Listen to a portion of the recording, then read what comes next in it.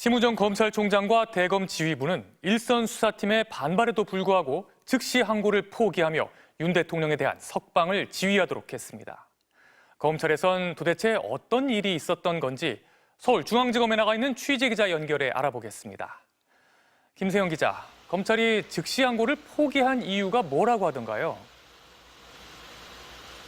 대검찰청은 오늘 오후 5시 19분 입장문을 내고 즉시 항고 포기 이유를 밝혔습니다.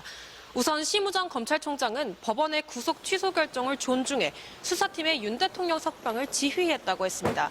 그러면서 헌재의 과거 판단이 결정에 영향을 미쳤다고 설명했는데요. 보석 결정이나 구속 집행정지 결정에 대한 즉시 항고를 할 때 재판 집행을 정지하도록 한 과거 형사소송법 규정을 헌재가 위헌이라고 결정했던 걸 고려했다고 했는데요. 이 결정의 취지와 영장주의 원칙 등을 종합적으로 고려해 즉시 항고를 하지 않았다는 겁니다. 윤석열 대통령 측 논리와 똑같습니다. 검찰이 결론을 내리기까지 생각보다 시간이 오래 걸렸는데요. 무슨 일이 있었던 거죠? 27시간 정도 걸렸습니다. 당초에는 즉시 항고를 할 거란 관측이 지배적이었는데요. 그런데 심우정 총장과 대검 간부의 심야 회의를 기점으로 기류 변화가 감지됐습니다. 처음부터 수사팀은 즉시 항고를 하겠다고 했는데 대검 수뇌부가 석방 지휘 쪽으로 의견을 모은 겁니다.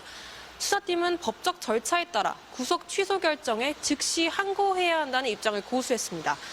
그동안 검찰의 실무 관행을 완전히 뒤집는 법원 결정에 문제 제기가 있어야 한다고도 주장했는데요. 날이 아닌 시간을 새로운 계산 기준으로 제시한 것에 대해 상급 법원 판단을 받아봐야 한다는 겁니다. 대검은 언론 공지에서 검찰의 공소 제기가 구속기간 만료 후 이뤄졌다는 법원 판단을 도저히 수긍할 수 없다고 했습니다. 법원 판단에 문제 제기를 하면서 즉시 항고를 하지 않은 건 모순적이란 비판도 나옵니다. 그러면 앞으로 윤 대통령과 똑같은 상황에 있는 피고인들이 구속 취소를 청구하면 모두 다 풀어줄 거란 지적도 나오는데요. 이런 혼란도 검찰 몫이 될 것으로 보입니다. 또 병보석으로 풀려난 조지호 경찰청장을 빼고 부하들은 모두 내란 혐의로 구속 수감돼 있는데 내란 우두머리 혐의를 받는 윤 대통령만 풀려난 셈이라 형평성을 두고도 비판이 나올 것으로 보입니다. 지금까지 서울중앙지검에서 전해드렸습니다.